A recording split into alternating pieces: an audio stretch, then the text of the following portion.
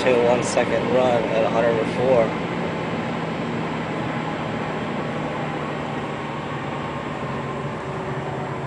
Guess the L-tune exhaust bumped it up 1 miles per hour, but quarter mile time still stay the same.